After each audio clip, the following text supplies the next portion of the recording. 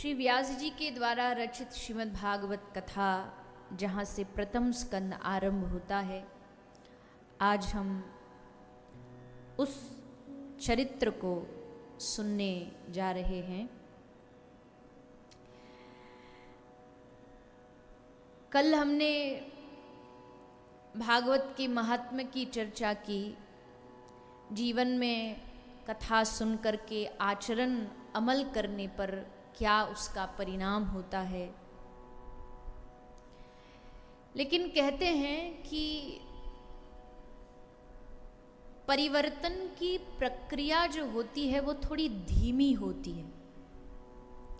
बदलाव की जो प्रक्रिया होती है, जो प्रोसेस होता है, वो बहुत धीमे धीमे चलता है। क्योंकि किसी भी चीज का बदलाव, परिवर्तन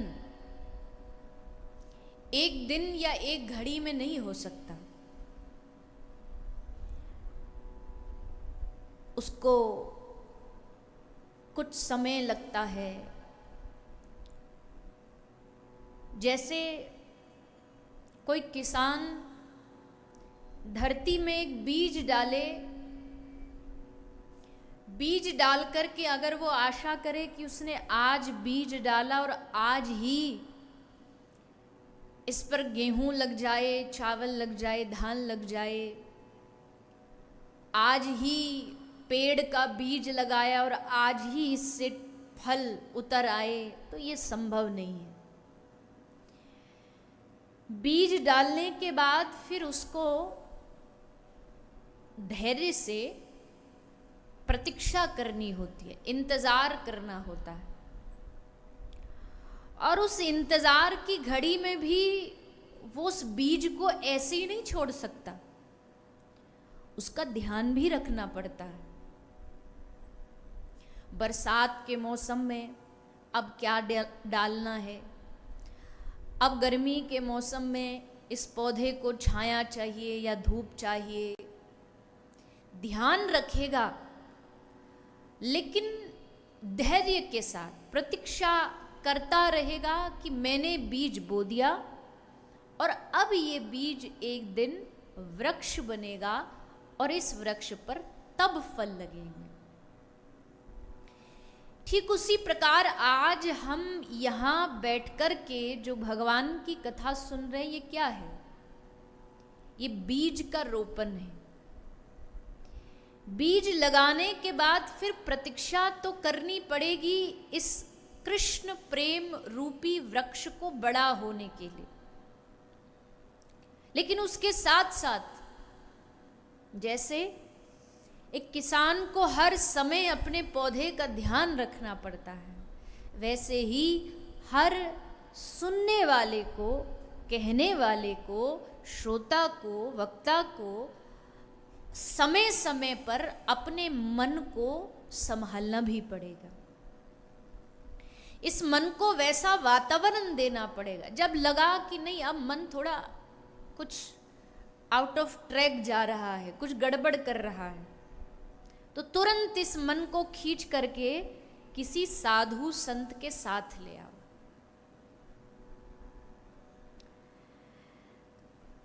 किसी सत्संग में जाने का मतलब होता है कि अपनी आत्मा और अपने मन को ऊर्जा देना, एनर्जी देना।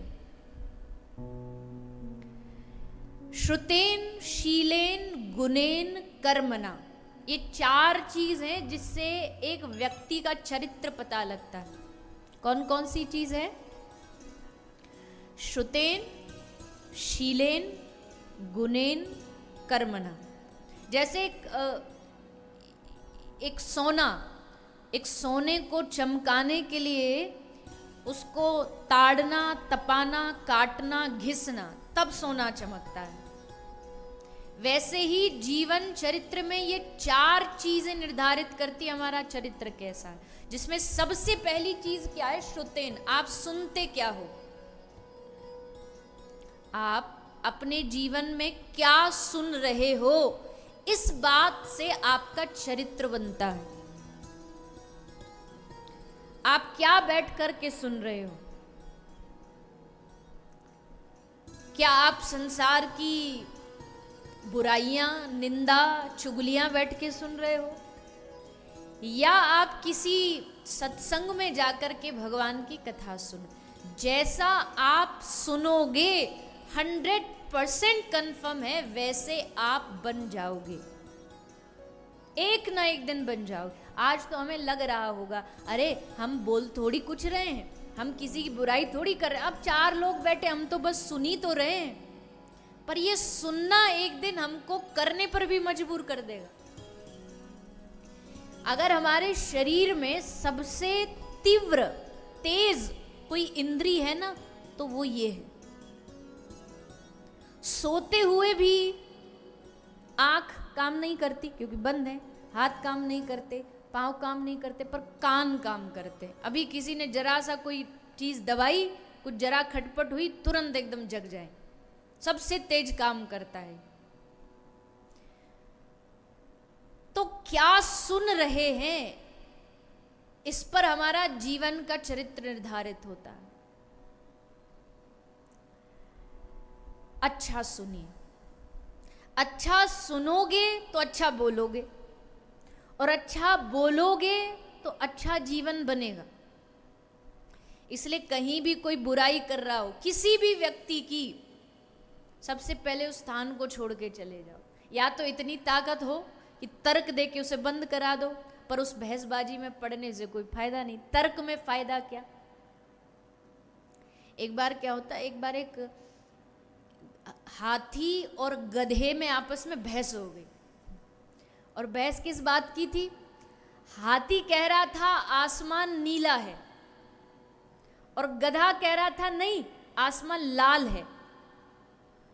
हाथी बोला नहीं हम कह रहे हैं ये आसमान नीला है, गधा बोला नहीं हम कह रहे हैं ये तो लाल है, तुमको दिख नहीं रहा, चश्मा लगाओ। अब बहस बढ़ते बढ़ते फिर जंगल के राजा तक पहुंची। जंगल का राजा कौन है? बोलिए ना, शेर। तो राजा जी तक ये बात पहुंची, दोनों को हाजिर किया गया। शेर ने पूछा कि क्या समस्या है? तो बोला कि जी समस्या ये है, हाथी और गधे की बहस हो गई। हाथी कह रहा है ये आसमान नीला है, और गधा कह रहा नहीं नहीं जी आसमान लाल है। तो अब आपके पास आए हैं राजा जी, आप निर्णय करिए सही कौन है गलत कौन है। तो राजा ने कहा गधा सही है, गधा सही कह रहा है, जाओ।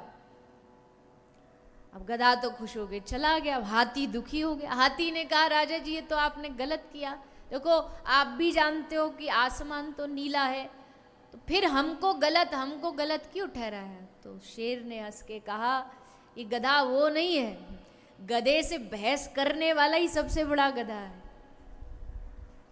तुझे पता है ना कि ये गधा है, और फिर भी तू इससे बहस किए जा रहा है, फिर भी तू इससे तर्क पे तर्क किए जा रहा है। बोल दे हाँ लाल है ना, लाल है, ठीक। अब ऐसे मूर्खों से क्या बहस करना। ऐसे आपके जीवन में भी ऐसे आते होंगे, हमारे भी जीवन में कई ऐसे टकरा जाते हैं।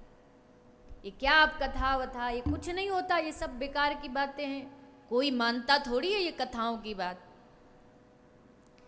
तो अब उनसे क्या बहस करें? तो फिर यही गधा और हाथी याद आता है कि भैया तुम्हारी मर्जी तुम्हारे संग, कोई जबरदस्ती थोड़ी खींच के लाता आपको कदम। बताओ यहाँ जितने आप आए हो, किसी को यजमान अग्रवाल परिवार खींच के लाया कि नहीं किडनैप करके ले आयो कि आपको तो आना ही पड़ेगा? मर्जी से आए हो ना, मर्जी से आए, और मुझे लगता है पूर्ण श्रद्धा से आए हो। और जो सभाएं होती है ना, भीड़ तो उसमें लंबी लंबी होती है, नेताओं जी की सभा जो होती है, पर सब पैसा दे दे के बुलाए जाते हैं, आ जाओ आ जाओ। ताली बजवाने के लिए भी बीच में सभा में एक आदमी अपना बिठाया होता है कि जब नेताजी को जोश दिलाना तो वो ताली बजाता, सब बजा देते। पर एकमात्र सारे विश्व में एक भागवत या जहां भगवान की कथा हो रही, वो सभा एक ऐसी है जहां किसी को जबरन नहीं लाया जाता, और यहां किसी को जबरन नहीं, और यहां कोई अपनी मर्जी से भी नहीं आ सकता। यहां कहीं सोच रहे हो कि अच्छा हमको तो जबरदस्ती नहीं, हम तो अपनी मर्जी से आए। अपनी मर्जी से भी नहीं आए। अपनी मन की मर्जी चल रही होती तो मन तो कहता अरे कहाँ कथा में जाना, आराम से घर बैठो, मौज लो, बीच में प्यास लगे पानी पियो, चाय का मन करे चाय पियो, जो मन करे खाओ पियो, कहाँ जाना कथा में। लेकिन यहाँ कौन लाया है जानते हो? कौन लाया है?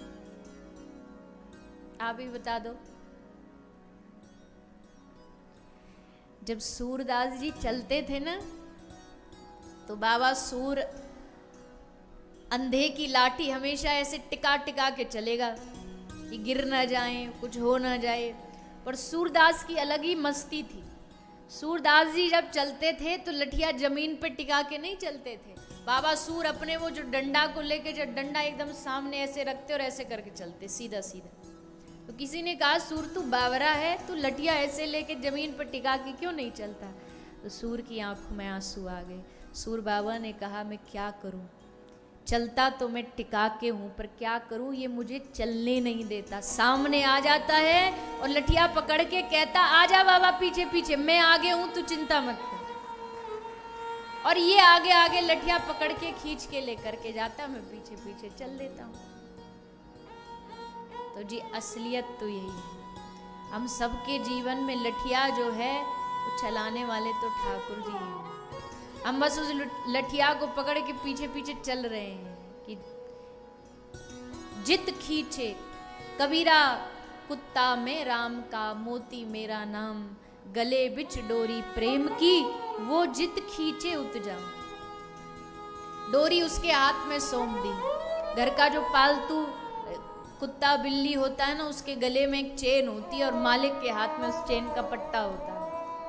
वो जहां लेके जाना चाहे वहां लेके जाता। बाबा कबीर कहते मैं भी अपने राम का हूं और मेरे गले में प्रेम की राम ने डोर बांधी है, मोती मेरा नाम, वो जित खींचे उत जाऊं। वो जहां लेकर के जाएगा मैं उधर जाऊंगा। तो ये घमंड में मत जीना कि हम आ गए, हमारी मर्जी हो गई और हम आ गए कथा में, नहीं। वो बुला करके लाया, वो खींच करके लाया, उसने पकड़ा हाथ, अपनी पीताम्बरी से बांधा और कहा कि चलो, बहुत दुनियादारी में खूब खेल में रच पच गए हो, अब थोड़ा आओ मेरी शरण में। और वो पकड़ करके यहाँ लेकर के आए। और ये बात भी पक्की, अगर यहाँ तक लेकर के आ गए ठाकुर जी, अब आगे भी लेकर के जाएंगे। इतना विश्वास तो मन में बिठा सकते हो ना कि जब तू यहाँ तक ले आया तो पता अब अधूरे में तो छोड़ेगा नहीं। अब हमारी उंगलियां पकड़ के, उंगली पकड़ के अब आगे की यात्रा भी हे श्याम सुंदर, हे प्रभु आप ही कराओगे, हमारे बस की नहीं। हमारे बस की होती तो कब की कर लेते। अगर हमारे बस की होती तो इतने जीवन के साल निकल गए, थोड़ी इंतजार करते। पर हे प्रभु अब आप यहां तक लेकर के आए तो आगे की जिम्मेदारी भी आपकी है। आगे भी लेके जाने का पूरा दायित्व तो उन पे छोड़ दो। आदमी हारता कब है जानते हो? हारता तब है जब वो सारी जिम्मेदारी अपने कंधे पे ले लेता है। अपने कंधे पे, भगवान को पाने की जिम्मेदारी भी अपने कंधे पे नहीं लेनी चाहिए। हाँ मैं भजन करूंगा, उसमें कमी नहीं छोड़ूंगा, उनको याद करने में कमी नहीं छोड़ूंगा, बाकी मिलना न मिलना उनकी मर्जी है, उसमें कोई शर्त नहीं। प्रेम में कोई शर्त होती है? प्रेम में शर्त नहीं होती। दुनियादारी में प्रेम नहीं, इसलिए तो वहां शर्तें होती हैं। मैं जैसा कहूंगा वैसा करोगे, काहे का प्रेम? ये कोई प्रेम है? ये तो स्वार्थ है अपना। प्रेम में क्या? तत्सुखे सुखित्वम, उनके सुख में अपना सुख मिला लेना, उनकी मर्जी में अपनी मर्जी मिला लेना, उनकी रजा में अपनी रजा मिला लेना, ये होता है प्रेम, ये होती है भक्ति। भक्ति बस इतनी नहीं होती कि हाँ प्रभु हमारा काम बन जाए, आप हमारी इच्छा पूरी कर दो, हम आपको याद कर लें और हो गया काम। नहीं, मत करे इच्छा पूरी, कोई इसलिए थोड़ी तुम्हारे दर पर आते हैं, तुम्हारे मंदिर में इसलिए थोड़ी जाते हैं कि तुम हमारी इच्छाएं पूरी करते रहो। नहीं,